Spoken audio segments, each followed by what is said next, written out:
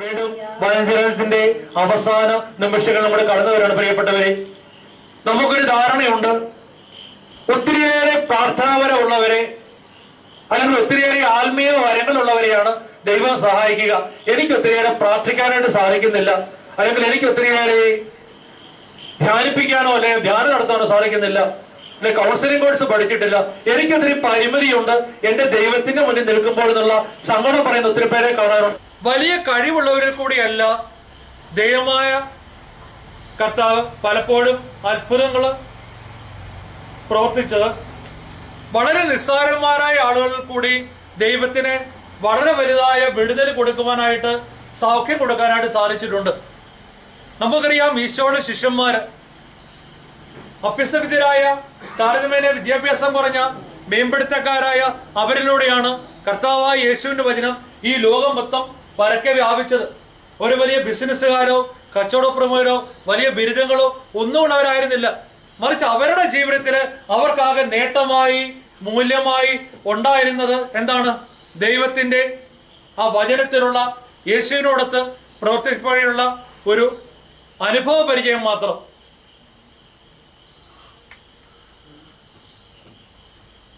ആ ഒരു ബലത്തില് അവര് ദൈവത്തിന് വേണ്ടി ഈ ലോകം മൊത്തം പ്രവർത്തിച്ചു. അങ്ങനെ യേശുവിന്റെ സുവിശേഷം ഈ ലോകം മൊത്തം വ്യാപിപ്പിക്കാനായിട്ട് അവർക്ക് തയ്യാറായി. നമുക്കറിയാം, ഇസ്രായേൽക്കാരെ വഴി നടത്താൻ വേണ്ടി മോശ പ്രവാചകനെ വിളിക്കുന്ന സന്ദർഭം നമുക്കറിയാം. അങ്ങനെ ദൈവം മോശയെ വിളിക്കുമ്പോൾ മോശ ദൈവത്തോട് പറയുന്ന ഒരു കാര്യമുണ്ട്, ദൈവമേ, ഞാനൊരു വിക്കനാണ്, എനിക്ക് അനർഘളമായിട്ട് അനുസൂതമായിട്ട് സംസാരിക്കാനായിട്ടൊന്നും സാധിക്കുകയില്ല, അതുകൊണ്ട് ഈ ഒരു ജോലിയിൽ നിന്നും ഈ ഒരു ഉത്തരവാദിത്തത്തിൽ നിന്നും എന്നെ ഒന്ന് മാറ്റി തരണം, എനിക്ക് സംസാരിക്കാനായിട്ട് സാധിക്കില്ലെന്ന് പറയുമ്പോൾ ദൈവം പറയുന്നൊരു കാര്യമുണ്ട്, നീ വിക്കനാണെന്നുള്ള കാര്യം നിനക്ക് മുന്നേ എനിക്കറിയാം. ദൈവം മോശയെ ശക്തിപ്പെടുത്തുകയാണ്. മോശ പറയുന്നുണ്ട്, കർത്താവിനോട് പറയുന്നു, കർത്താവേ, ഞാനൊരിക്കലും വാക്ചാതുര്യമുള്ളവനായിരുന്നില്ല, അങ്ങ് ദാസനോട് സംസാരിച്ചതിന് ശേഷവും നാവിന് തടസ്സമുള്ളവനാണ് ഞാൻ. ദൈവമായ കർത്താവിനോട് സംസാരിച്ച ശേഷവും എന്റെ സംസാരത്തിന്റെ അല്ലെങ്കിൽ വിക്കിന്റെ തടസ്സം മാറിയിട്ടില്ല.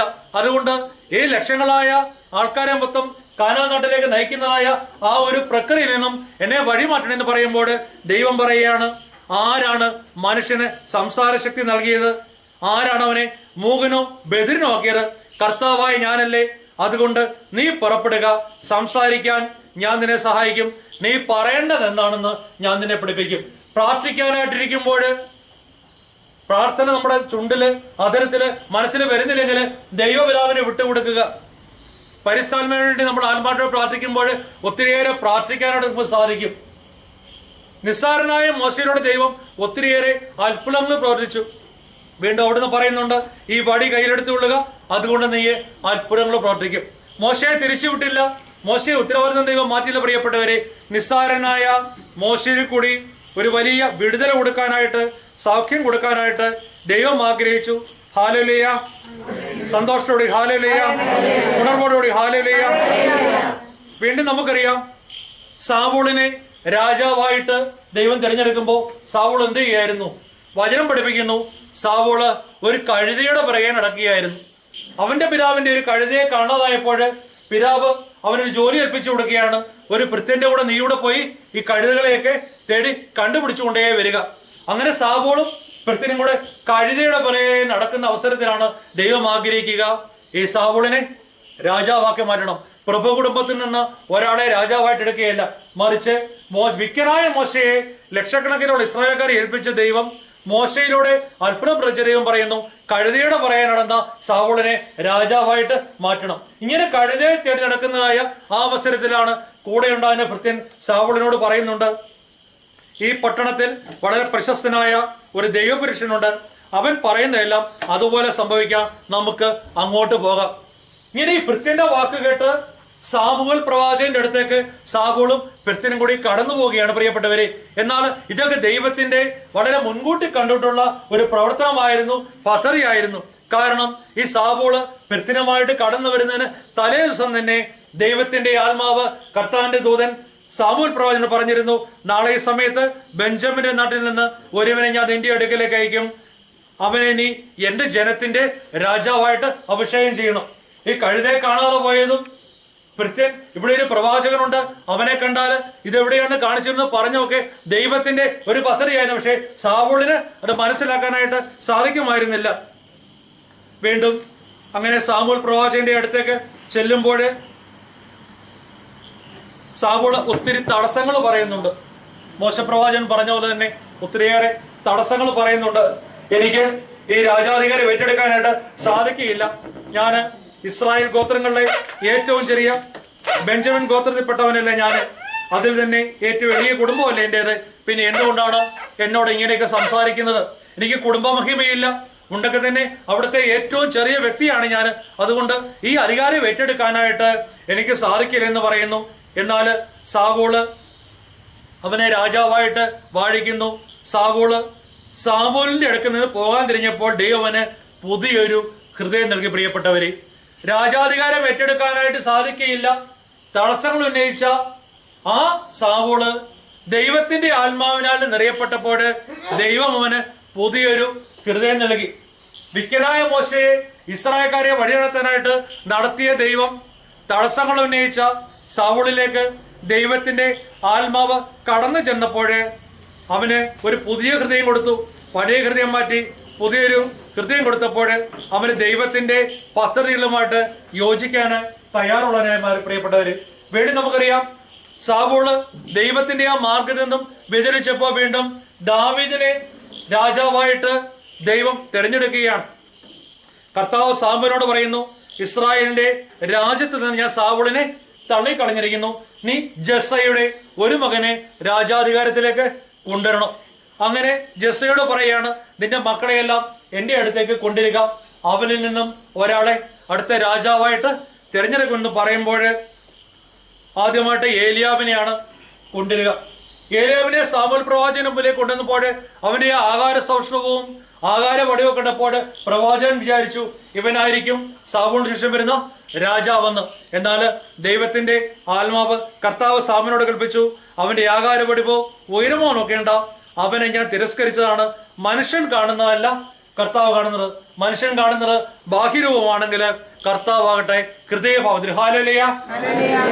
ആജാനുബാഹുവായ അല്ലെങ്കിൽ ഒരു രാജാവാനുള്ള കരുത്തുള്ള ആ വ്യക്തിയെ ഏലിയാബിനെ ദൈവം ഇഷ്ടപ്പെടുന്നില്ല രാജാധികാരത്തിലേക്ക് കൊണ്ടുവരാനായിട്ട്. വീണ്ടും അമീനാദാവിനെ കൊണ്ടുവരുന്നു. ഇങ്ങനെ ഓരോരുത്തരെ കൊണ്ടുവരുമ്പോഴും ദൈവത്തിന്റെ ആത്മാവ് ദൈവമായ കർത്താവ് പ്രവാചകനോട് പറയുന്നുണ്ട്, ഇവരെ ആരുമല്ല. അപ്പോ ഇങ്ങനെ ഓരോരുത്തരെയും കൊണ്ടുവന്ന് ഇവരെല്ലാം തിരസ്കരിക്കുമ്പോൾ പ്രവാചകൻ ചോദിക്കുന്നു ജസ്സയോട്, ഇനിയും നിന്റെ മക്കളില് ആരെങ്കിലും ഒരാളെങ്കിലും അവശേഷിക്കുന്നുണ്ടോ? അപ്പൊ ജസ്സ പറയുന്നുണ്ട്, എന്റെ ഏറ്റവും ഇളയ മകന് അവശേഷിക്കണം, പക്ഷേ അവന് ആരോഗ്യമില്ല, ആകാര സൗഷ്ണമില്ല, ഗാംഭീര്യമില്ല, അവന് ആടുകളെ മേയ്ക്കാൻ വേണ്ടി പോയിരിക്കുകയാണ്. ജസ്സ വിചാരിച്ചത് ആടുകളെ മേയിച്ചു കിടക്കുന്ന എന്റെ ഏറ്റവും ഇളയ മകനെ ദൈവമായ കർത്താവ് തിരഞ്ഞെടുത്തിരിക്കുന്ന ബോധ്യം ജസ്സയ്ക്ക് ഉണ്ടായിരുന്നില്ല. എന്നാൽ ദൈവത്തിന്റെ തിരഞ്ഞെടുപ്പ് അങ്ങനെയായിരുന്നു. കഴിവുകളുള്ളവനായ പരിമിതികളുള്ളവനായ ദാവീദിനെ രാജത്വത്തിലേക്ക് കൊണ്ടുവരുന്നു. അങ്ങനെ ദാവീദ് ഏറ്റവും വലിയ ദൈവത്തിന്റെ ഒരു വക്താവായിട്ട് പടയാളിയായിട്ട് മാറുന്നു. Hallelujah, hallelujah. വീണ്ടും നമുക്കറിയാം ഭയമുള്ള ഒരു വ്യക്തി ഉണ്ടായിരുന്നു വചനത്തിൽ.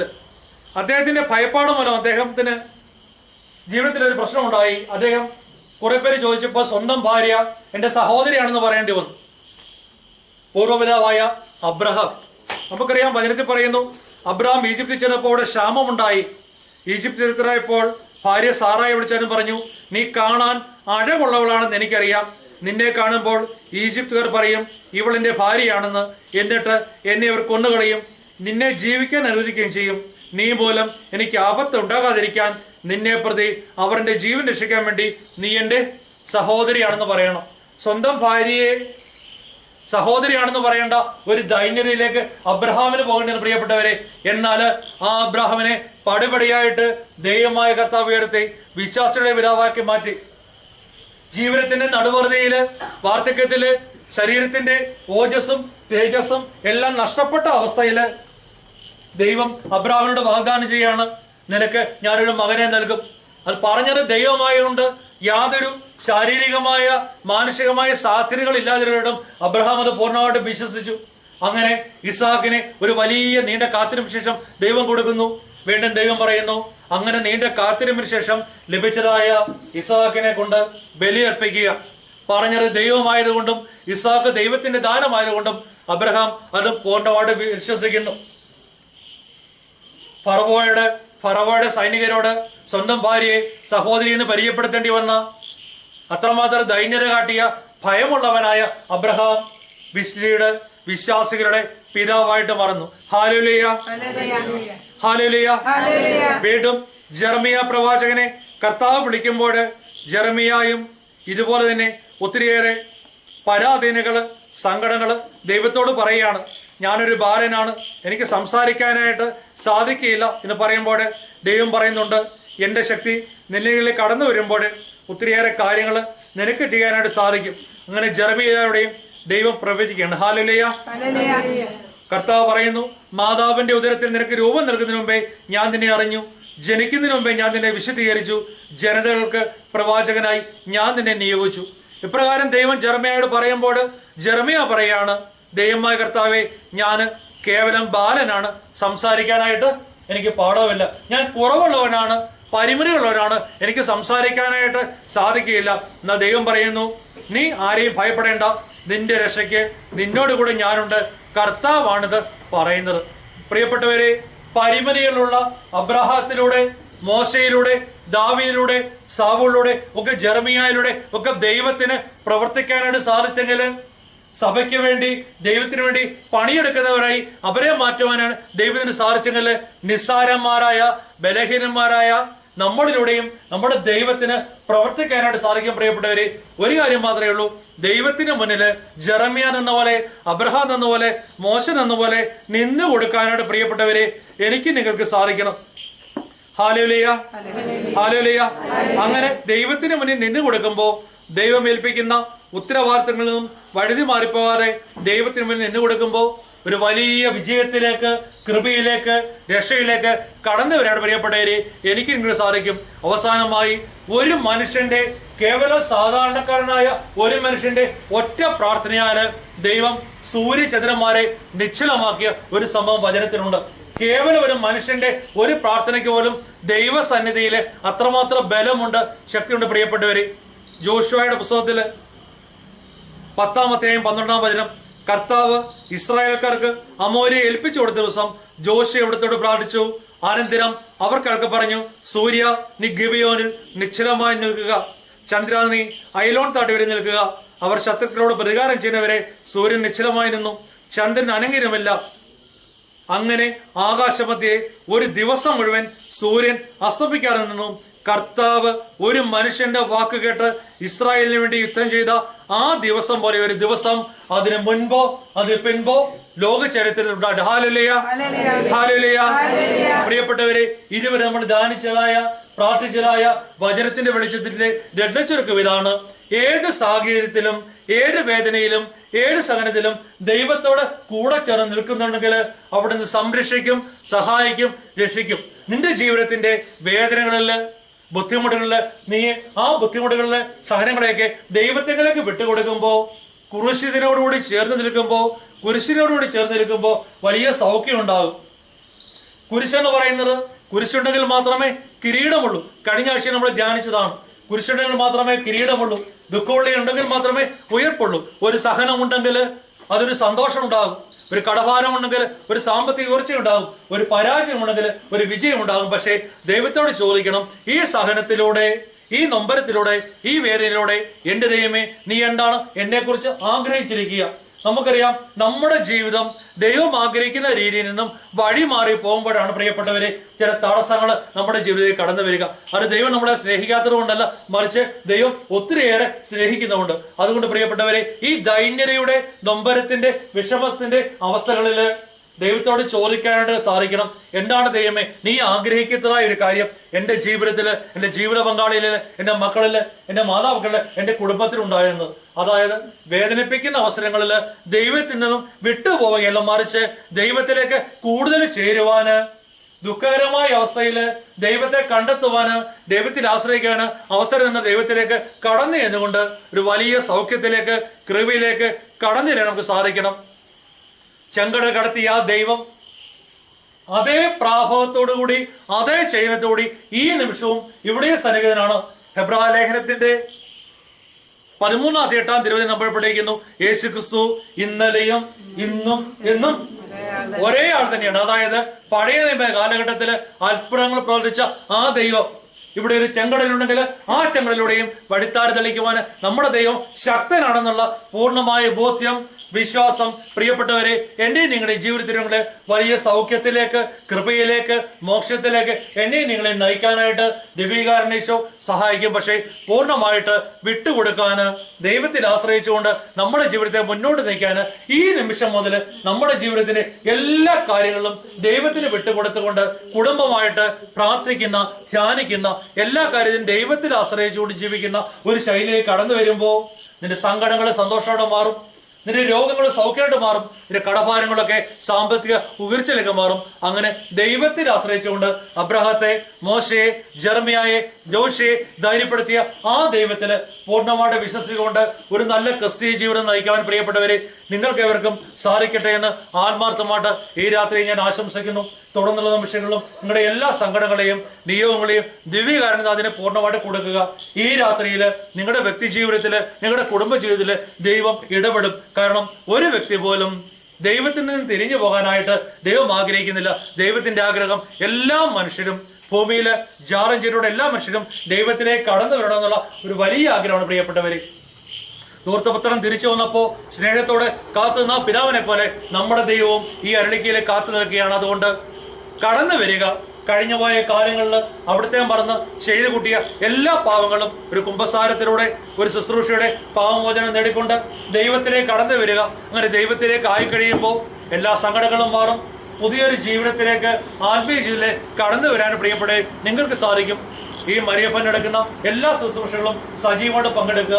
ഈ രാത്രി ആരാധനയിൽ ലോകമൊത്തം ഉറങ്ങുമ്പോൾ നമ്മൾ ഉറക്കളിച്ചിരിക്കുന്നുണ്ടെങ്കിൽ ദൈവം പ്രത്യേകമായിട്ട് എന്നെയും നിങ്ങളെയും അനുഗ്രഹിക്കും. ആ ഒരു അനുഗ്രഹത്തിന് വേണ്ടി കരുതലോടെ കാത്തിരിക്കുക. അനേകം മക്കളെ ഇവിടേക്ക് ഒരുമിച്ച് കൊണ്ടുവരിക, മറ്റുള്ളവരെ കൊണ്ടുവരിക. നമുക്ക് ലഭിക്കുന്ന ഈ വിടുതല്, സൗഖ്യം, അനുഗ്രഹം എല്ലാ മക്കൾക്കും, നമ്മുടെ കൂട്ടായ്മയിലും കുടുംബത്തിലും എല്ലാവർക്കും ഇടട്ടെ. അങ്ങനെ ആദിമസഭയിലെ പോലെ പങ്കുവെക്കലിന്റെ, സ്നേഹത്തിന്റെ, കൂട്ടായ്മയുടെ ഒരു അനുഭവം ഉണ്ടാകാൻ വേണ്ടി നിങ്ങളെല്ലാവരും ദൈവത്തിന്റെ ആത്മാവ് നിങ്ങളെ ഉണ്ടാകട്ടെ.